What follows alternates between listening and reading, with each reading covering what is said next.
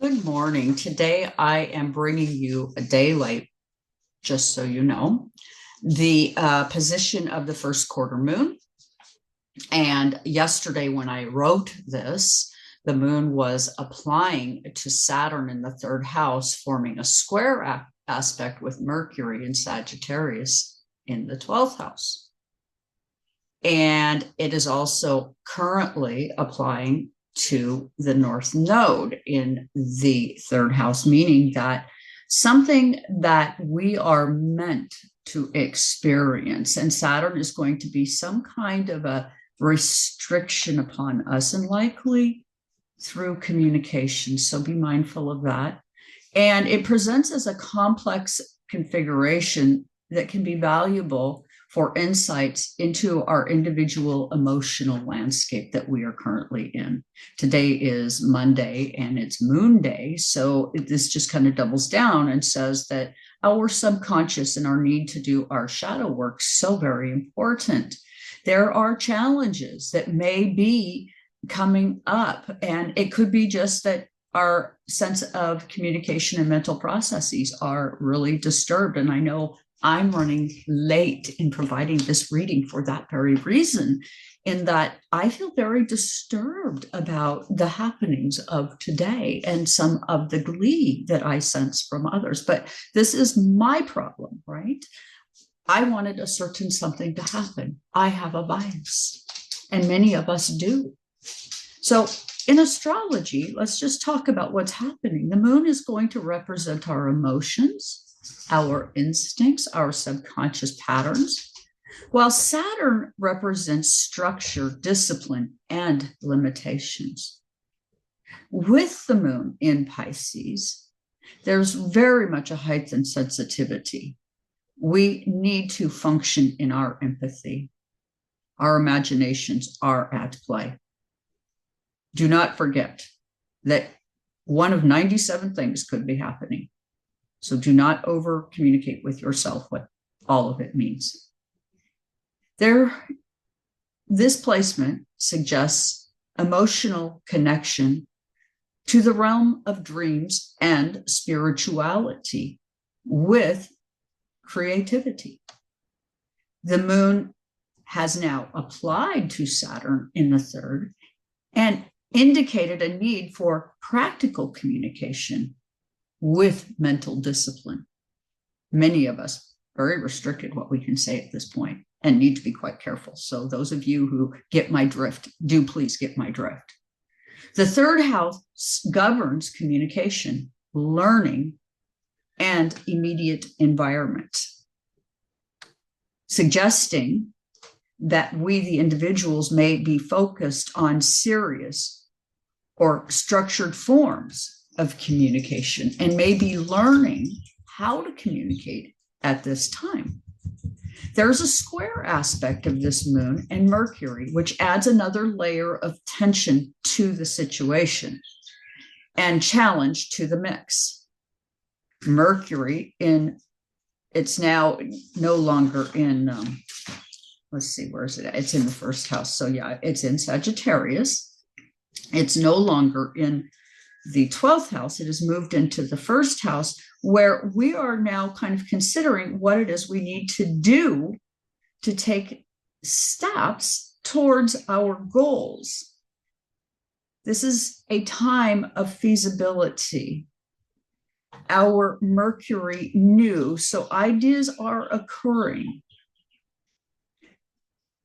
We may be already addressing some of the initial challenges and obstacles presented to us. There is a square of Moon Mercury. Now the focus will shift to the organizational stages, where careful planning, management, and attention to details matter. A 90-degree angle is what forms a square aspect, where the elements themselves do not share commonality. So in this sense, squares require us to work in bringing about a solution. There is a need for dedication, perseverance, and fortitude in navigating the current challenges we all face. Aspects can indicate a sense of tension and conflict that needs to be resolved through conscious efforts and awareness. By acknowledging and working with the energies of the square aspects, we as individuals can harness the dynamic tensions between our emotional needs and the mental processes we must go through. There are creative solutions. We will achieve a sense of balance and integration. Moon of Pisces and Saturn in the third house at this time offers us insights into emotional communication and mental dynamics. And by understanding these energies consciously, we as individuals can face these challenges, harness our strength, cultivate a greater sense of self-awareness, and step into personal growth.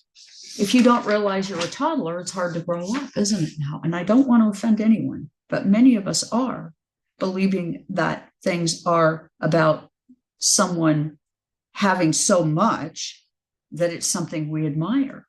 Was that really such a good idea? Well, it suggests that it put us, our thoughts on inheritance, what we were going to get or not going to get, the moon, the goods that we thought we had coming to us, in danger of peril. Those who have are professional at what they have.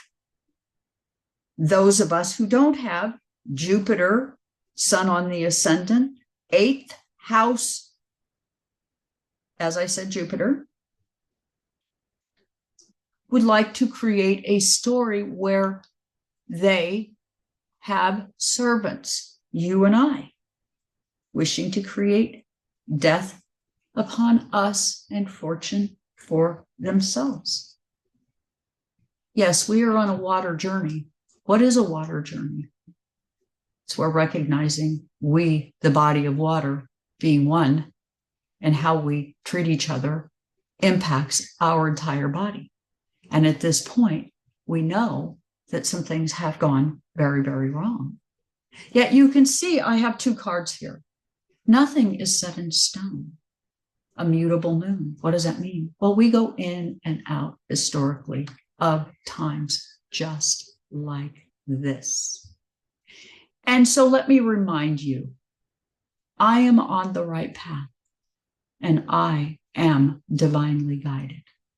Step into your spiritual practice. I realize that a lot of people right now feel raw over the great heroic effort on the part of many readers and astrologers alike to tell you what you wanted to hear. Both sides of the road. This is the truth. And I will be providing you a lovely interview from my professor, Glenn Perry. We are just working on the edits of this particular interview now, but Dr. Perry, whom I've been mentored under, suggests that predicting is one of 97 possibilities. He actually doesn't use that term. That's one of my terms.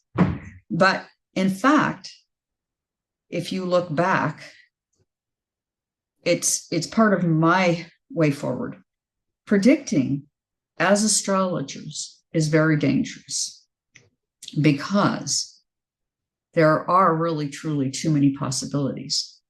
And even William Lilly states this in Christian astrology.